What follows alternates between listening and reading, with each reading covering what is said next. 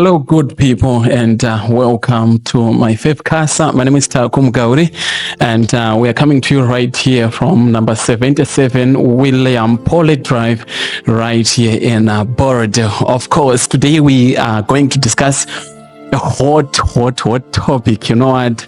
It's of great concern. We are talking about relationships outcry. Yeah. And I'm joined by Mutsa. I have got Prayer, Alfred. Hello guys, what's up?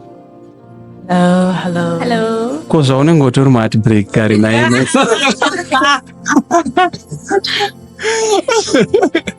Okay guys, so I invited you here today because we want to discuss something which is of great concern to this generation. You know, mukada unyatsotarisisa vanhu vazhinji vari kuchema nemarelationships ari pano ari kungoti heartbreak chichi a lot of things which have resulted ndichiona kuti varume vazhinji havachada kuroora o vari kunonoka kuroora o vakadzi vazhinji vachona havachada kuroorwa atoti akangoita mota kake akaita zvinhu zvake akufokasa nelife. Chii chiri kumbonyatsoitika Mutsa? Zvii zviri kumboitika munharaunda? Inini I think vanhu vari kuwana marriage benefits without getting married. People are getting benefits without getting married. Uri kuona kuti vanhu vari kutorarama life kavo, munhu anenge achitogara nemunhu wake kuenda kuma weekends kuma sleep over. Okay. Vari kutowana benefits ese ari anotoona kuti kutoseva mari yangu ndototenga imwe mota kuri nani. So Mutsa, are you saying that okay, people are getting marriage benefits vasati vapinda mu marriage machona? Yes. Saka nawa hapasisina value yekuti mukomana anga achiona kuti Alfred uri kuzviona sei? Ndo zviri kuitika na Alfred, muri kuwana ma benefits musati? It's a hot topic. Ini nangu sekona kwangu taking especially the label the Y2K generation, right? Okay. I'm a 2000. Yeah, I'm a 2K. So as long as I think in your responsibility, ningergo ataka stereki. Okay. If you see the young men are not responsible enough to say I can be in a relationship, and they are more interested in taking care of themselves, and probably because they don't earn enough, or I don't know on that one, because I mean to say whatever the little they have in their pockets, they rather satisfy their needs, self-esteem and all that. So they rather buy nice clothes and go and eat KFC rather than be responsible for a girl or something like that. It's quite tough.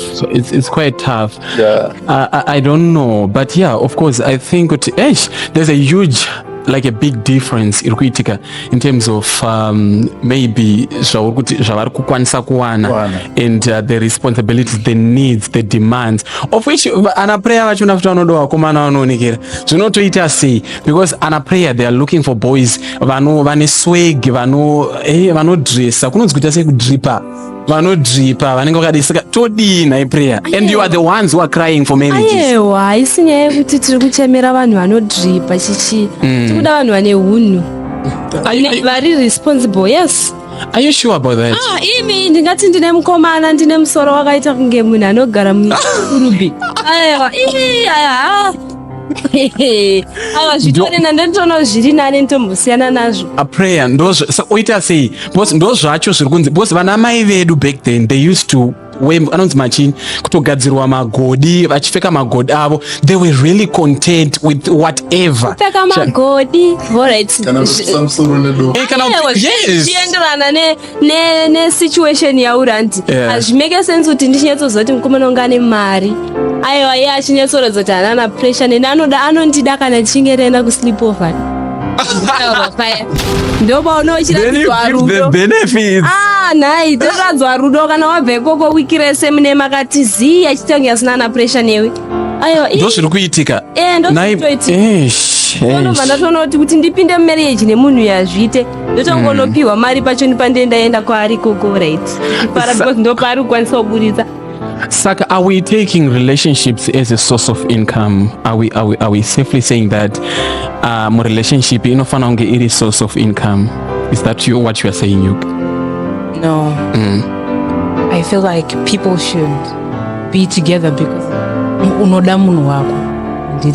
Because dosaka pamunochata munonzi nyango zvakaoma munayo mari uchibvuma kuti yes. Saka I feel like munofanira kudanana first, unofanira kuda munhu wako first. Pamwe pachona asisi kuti unenge wangobvuma kuti zvidarike here. Ichocho ichokwadi. Also the illusion yekuti vanhu havasi kuchata because munhu anofila kuti I can do better. Munhu anenge atone munhu wake ari bo asi anenge achifila kuti I think ndogonaona mumwe mukomana nemari yakawanda. Ndogonaona kana musikana akanaka kupfuura wandinayo. Atotoroti so which means kuti people are not content these days with what they are getting or what they have. Pandemic iyoyo, people are not content. But the other thing wambondudza wakati the main contributing factor to varume vasisade kunyanyorora maybe nyaya yekuti vari kuwana marriage benefits even vakadzi, because tese tinobenefita you know, you are having it, I'm having it. Saka muri kutaura kuti hanzi nyaya iri kuita kuti the main contributing factor yekuti vanhu vasange vachikurumidza kuenda kunoroorwa is because kuti they are getting benefits, marriage benefits. Yes. Per se before marriage yachona isati yavepo. Okay, can we safely say that we are okay with that setup? Chichiri kutipa alright kuti tikurumidze kuda zvinhu zvachona but are we okay with that? I would like to think that men are okay with that, but not women. Women are not okay with that. I wanted that answer before ndabvunza zvinhu zvandoda kubvunza. Are you being forced to do this? No, but we feel like if you don't do it, achanozviwana kune mumwe munhu. Saka muri kuti, okay, you guys, can you hear this? Varume chicha tiri kuita guys, hanzi tiri kuti vasikana vedu vakasati pasex, we're gonna get it from someone. If we do not get the marriage benefits before the marriage, we are definitely going to get it somewhere. Pakaoma. And don't forget, we are at MyFaveCasa. We are right here located at number 777 William Pauly Drive, right here in Borodale, and we are discussing here about relationships outcry. Zvanyanya mudzimba umu zvanyanya. Sikati kuti chii chiri kumbokonzeresa kuti vakomana vamazuva ano nevasikana vamazuva ano vanonoke kuroorana. Chii chiri kumbonyatsoitika? Saka zvinonzi aiwa kune pressure yekuti mari dzachona hanzi ama2k naAlfred, ama2k havasi kuwana mari yekuti vakwanise kunge vachisatisfy or vachimeta up the responsibilities yevasikana vavo. Vasikana vachataura kuti vandingagareka musoro wangu wakarukwa magodhi mukoro uno hazvisi kuita ba. Zvino todini mubvunzo wangu uri kuti todini, how can we cover this generation gap, the gap riripo rekuti vasikana muri kutaura kuti zvakati hatiite zvakati tinozodai tikuda kuti vakomana vaite mari, apa vakomana vacho vari kuwana shoma mari. Tochiita sei? Mukomana ari kukuda, yes ndiri kukuda mutsa, but handina mari yakakwana yekuti ndinge ndichikumaintaina as you are. Ndochiita sei? Wachinamata tako.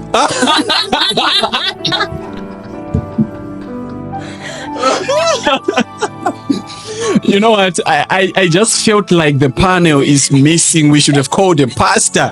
Sure. We should have called a pastor. Rambotipindurira. Zvinondikanamata ndodini. Ndonamata kuti Mwari aite se. I think it's another topic for another day. Kuti ukanamata Mwari anokupa mari. Because inamunzwa kuti chii chinoitika ndikanamata. Ukanamata Mwari anokupa capacity. Kana kuti anoita kuti ndite content nezvauriwo. Ndatenda hangu. Alfred, what's pakunamata pandizoziva hangu, but you see, I don't know, because you find these days, let's say a young woman finishes high school, goes to university, and they're still in their 20s or 23, 24. Atwane high standard yaari kuda. Then in the boys that are available, find, for example, these days a lot of young Zimbabweans have grown gone overseas or across the near borders. Then let's say vakomana vari market ndiva vanenge vasina kudzidza vakomana madripi or whatever it is. Yes, okay. Then standard yako yavatova nayo uri content here nekudanana nemunhu let's say asina career kana kuti asina basa panguva akatinzwe prayer. Chinonetsa ndechekuti vakomana vacho vemazuva ano hanzi toti ngatitangirei pamwe. Handi zvinonzi kuti mukabva mese muchikura mese murudo muvaka pamwe chete rudo rwenyaro mukushushika mukushaya mwamo. But iva vakomana vacho ukange uriwe futi wamubatsira kusimuka maita mari yachona achadzoka futi kwauri akuti ndini ndakaita kuti zviite, ndini musoro wemba, ndini ndine zvese izvi. Mukakona noitonza uno chaunoziva, hapana chaunoziva, ndikushanda. But it's okay, aren't you supposed to be submissive to your husband in a way where you give flowers to say no, ndimi musoro wemba, ndimi makwanisa kuti tinge tichisvika pateri nhasi. And then I do really believe that maybe if you do something like that, he will definitely give it back to you, respect to you. Aiwa, izvozvo tinoita, but pamwe pacho munozonyanya kuganza. Hush. I don't really know where exactly to put equal rights. I don't know, but I just feel like there's a clash. Hapane pandaonawo inini kuti vakadzi togona kunge tine one problem. Zviri kutaurwa naprayer kuti munenge masimuka mese, munhu apa musoro akuganza kudididi.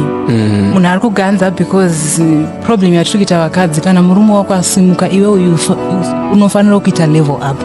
Thank you. Kusvikawo palevel raari, because mese mamuri pasame level. Murume wako achisimuka usumukawo naye. Problem ndeyekuti taakuita unge vakadzi vekumusha, akuona vakadzi velevel rake. Also iwe uchisimuka uendawo palevel rake kuti asakuganzire. Yes. Muri kutaura kuti mimi vanhu ava vari kusimuka vese, mukutaura kuti inini ndakabva kuyunivhesiti ndakadzidza ndakaita zvese, pakusimuka apa ndichibatsira mumwe wangu kuti tisimuke tese, mukutaura kuti ndichidzika pasi here nini? I think ipapo kuti ndinyatsopapindura zvakanaka. I think there's a clash or problem inotoitika with ladies. Mukaroorwa muneka kurelax, saka you become reluctant in a lot of ways. Kana tikapfeka mapfekero acho neanoitwa nevanoonekwa kunze, tinoita kutobvunza, munema kuti bvunza. Aiwa, munopakanganisa, because munofunga kuti varume vakatipfekai zvakanaka vari kutipfekai mini or bum short or whatsoever. Vari kundotora vakapfeka mamini nemabum short vakashama vacho. Chiteererai, vakadzi pamuruta problem.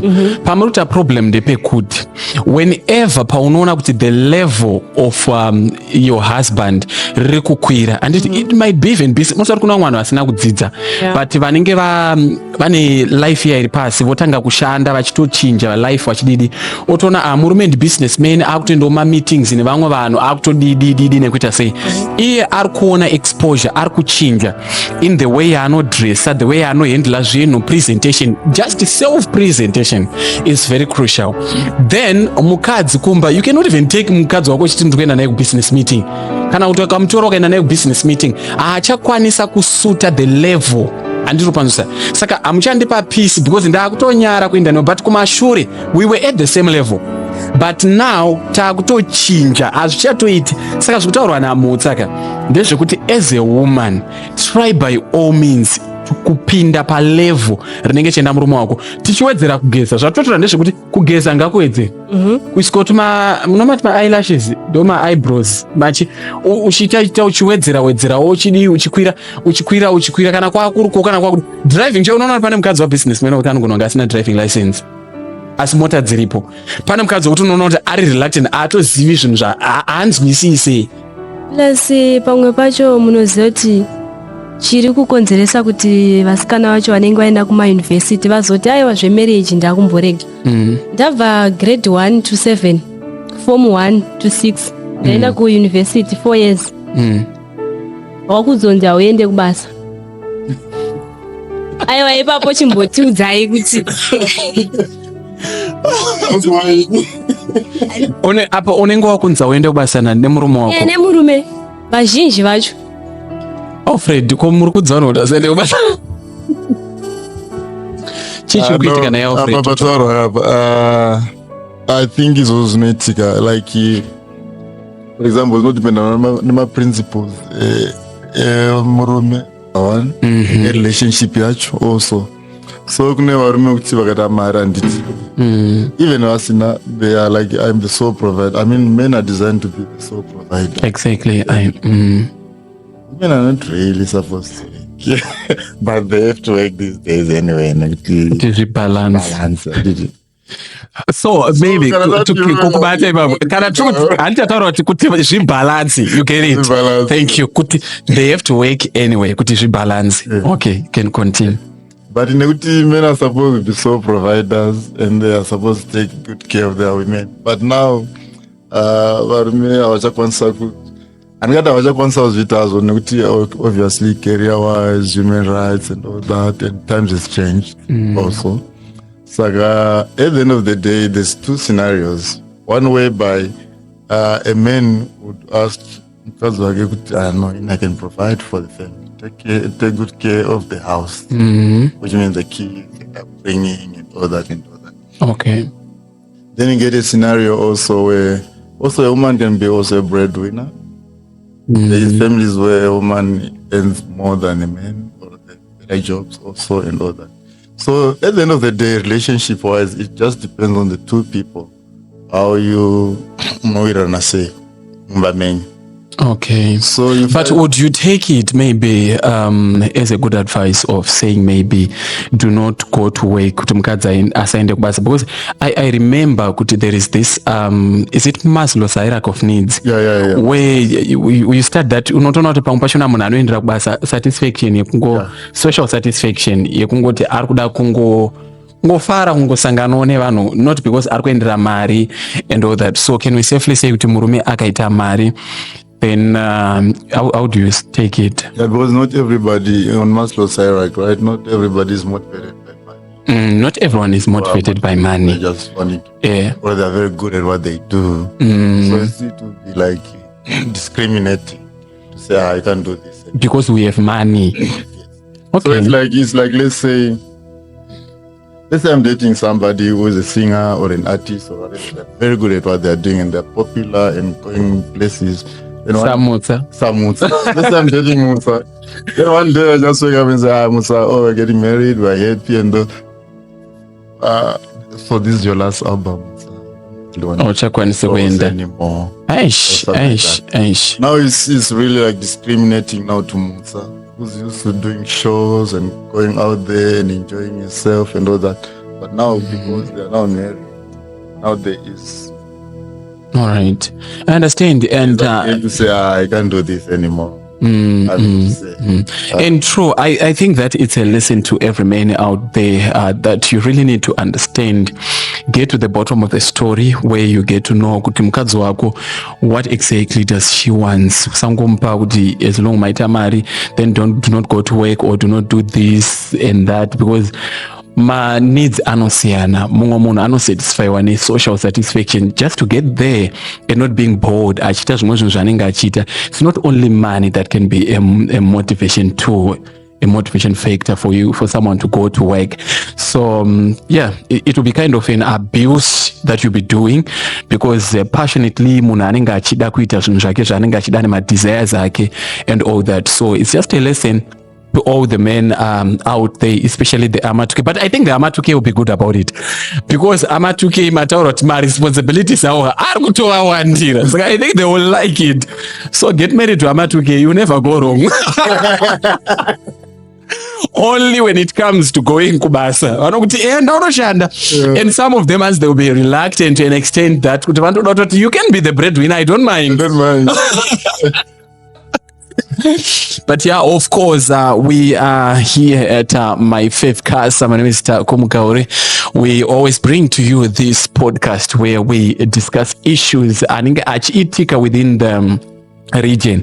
Ende zvino asikungoitika muno muZimbabwe chete, kwakawanda but nyaya yedu nhasi iri kunyanyobhesa pakuti sei vanhu vasiri kuda kuroora, chii chiri kumbonyanyoitika, zvii zviri kumboitika kunze uku. Zvinzi vamwe vari kuwana mabenefits achiona mamarriage benefits before vasati vatombopinda marriage macho, nasi konogona kuti kondopindirei zvangu marriage.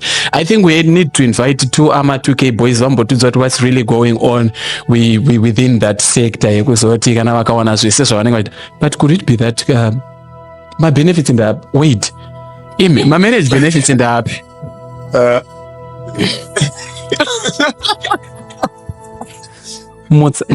zvinoitwa nevakadzi tako, vanhu vari kuwachirwa, vari kubikirwa, people are even getting intimate before marriage. Saka kune Also, you don't know. Saka zvese uri kuwana. Saka kune vanhu vari pajute every weekend rekuenda kumba kwemukomana wake, kuenda kunonowacha, kunonobika nekuita tsara nekuita sei. Chaizvo ndozvotoitika muHarare tako. Vanhu vari kubikirana, vanhu vari kuwachirana, and people are being intimate before marriage. So they're getting like girlfriend allowance zvese vanenge vanayo. Saka vari kubasa kana vachiwana girlfriend not vese zvavo. Kungoti munhu wese ari kuwana girlfriend allowance. Chinombodzi girlfriend allowance ndechikuti chekuti kana uchiwa, I think girlfriend allowance wachona inofanira kuwanika kana uchiwacha. Serious. Allowance inofanira kuwanika kune munhu anenge achienda achinonowacha, because at least literally you'll be working like a housemaid, but we can't necessarily say that you are my housemaid. Ndizvozvo. Kana uchiwacha tokupa allowance, uchiwacha uchisuka tokupa allowance. Ari mukadzi wako haisi allowance, kamurungochengetana handiti. Saka iyoyo ndo mabenefits acho, ndo hata kuti mabenefits. Saka muri kumbozviitirei, zviri kumboitirwei? Zvandiri kutaura tako kuti munhu anenge achitotya kuluza relationship yake anenge achiti inini ndikasaita pane mumwe munhu achazviita. I think question iyi ine vanhu vanofanira kuipindura. Insecurity. Yes. Alright, saka unenge uchitya kuti ndikasanoitira mukomana wangu, ndikanasonomusukira kumuwachira nekurara naye and all that, zvino anowana mumwe. Ende zvechokwadi kune vamwe vari very much ready to take your place. Okay, kune vari I was gonna be very much ready to take your place. So what lesson can we give others, or what can we conclude? Tiri kutaura here kuti we just live within the times dzatiri dzachona kuranga kuti okay, that's fine, endai munosuka, endai munobika, endai munoraramese zvenyu. Tochiti chii? I think Taku, demographically these days, I think there's more women than men. It feels like that. I don't know, maybe we need an expert to clarify on that, but it looks like there's more girls. I think most young men from 18 to 40, I think a lot of them have gone out of the country, or they are not employed, or they are on drugs. So there's demographically now there's less responsible young men than there is. You know what, Alfred? We really have a huge problem than I thought, because ukada kutarisa sure zvagara kuti vakadzi vakati wande kudarika varume, then varume vachona toti the few that we have, vamwe vachona totora kuti vakabuda looking for greener pastures, vamwe vakasiya vakadzi vavo vachona kuti amenoti zvinogoneka here kuti mukadzi ararame gore rose asina murume anombompo attention achirara naye and all that. I don't know, maybe anamutsa vachatudza. Obona kuti vamwe vachona varimo, drug abuse yawanda. Nyaya drug abuse unoti vanhu vari vese vakatozara zvaune mutoriro, and you can't date munhu akaita seye. Saka zvochinzwi then vashoma vanenge vasara ndo ka percentage yacho vatiri vari right, but vanenge vari divided between gay and straight. So women are competing on that small percentage of girls.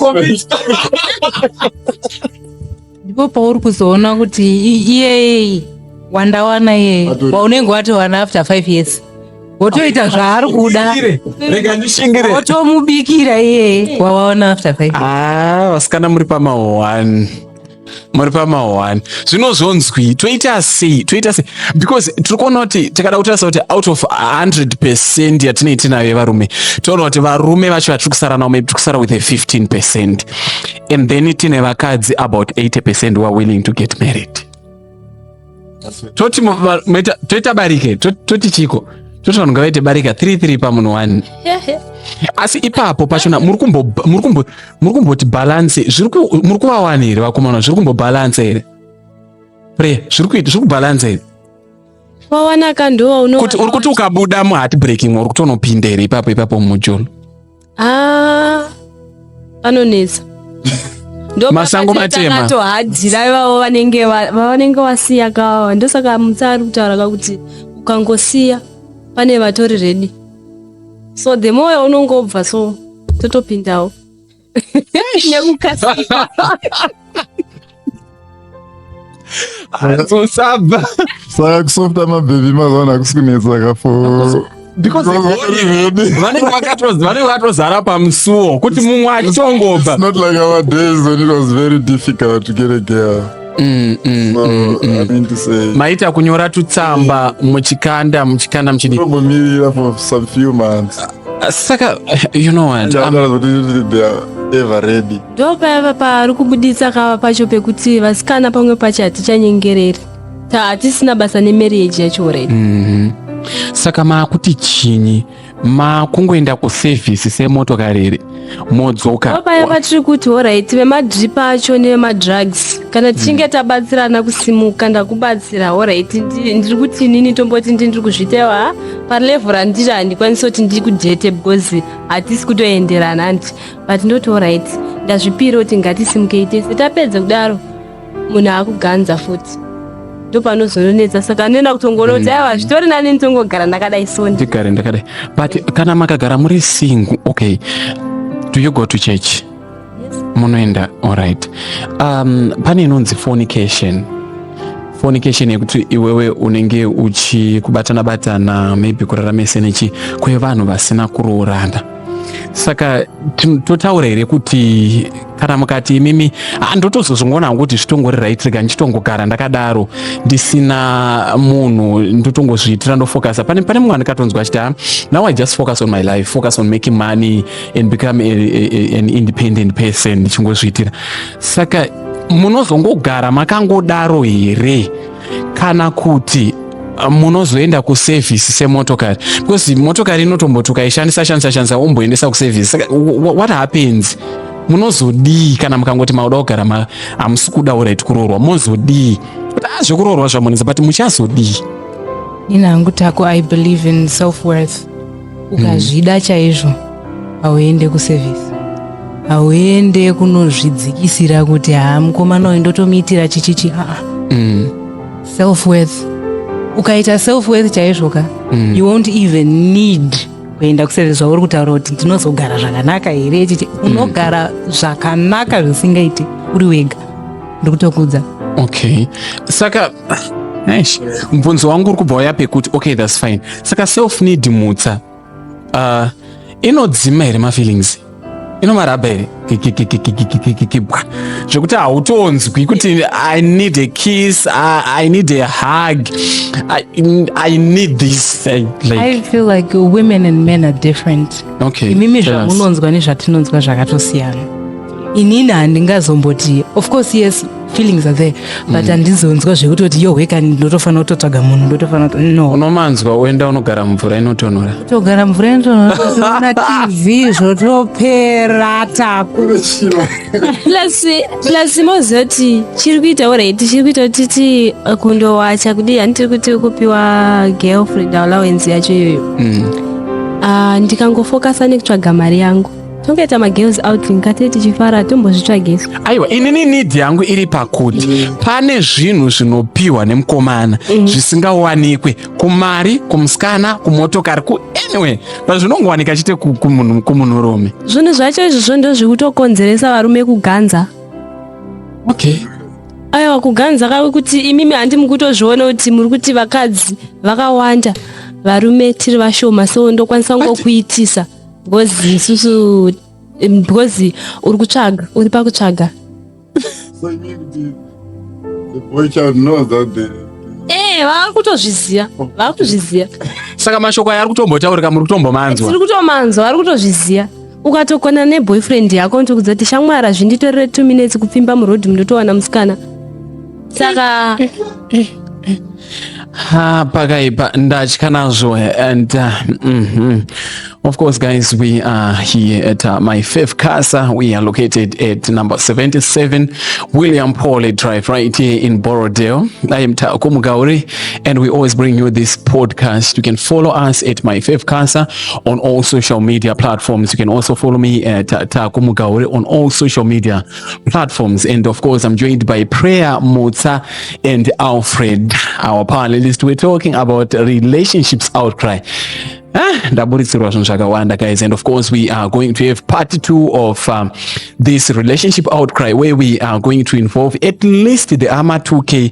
Timbonzwa kuti nai vakomana ndizvo here pose ndikambonzwa kunzi vakomana mazuva ano ndo vatova honorable, but zvandiri kunzwa panapa ndiri kutonzwa kuti hanzi vakomana vanotoganza totaura kuti isusu tiri vashoma, sezvamanzwa kuti mapesendeji mamwe ari kuenda uko mamwe ari kuenda uko nezvimwe zvokuti unoti ameno. Rega tinzwe Mutsa, vanhu vanokufollowa papi vanokuwana papi? Instagram tinonzi Mutsa Jasmine, King Mutsa Jasmine. TikTok is Mutsa Jasmine. I don't have a Facebook account. Alright, it's fine. Say usina Facebook account? Nichagadzira msachka. Okay, in prayer, where can people find you? it's MyFaveCasa. MyFaveCasa. 77 William Paul Drive, Borodale, Harare. Sure. Say Alfred. you can follow us on Instagram, MyFaveCasa Guest House, and also on Facebook is MyFaveCasa, and also on TikTok is MyFaveCasa. Yes, sure. You can follow us at MyFaveCasa on all social media platforms. MyFaveCasa, we brings you all the necessities that you want to host an event, and we also have a B&B where you can sleep over here. Mama 2K. Kana muchida kuita services pano mumawanda. And of course, all your social gatherings. It might be bride, ngavama weddings, angavama meetings. We've got a conference room right here at MyFaveCasa. You can want to do your birthday, you can host your birthday with MyFaveCasa, and we bring to you this podcast right here at the MyFaveCasa. It's a very beautiful place, and of course, it's a goodbye for now until we meet again.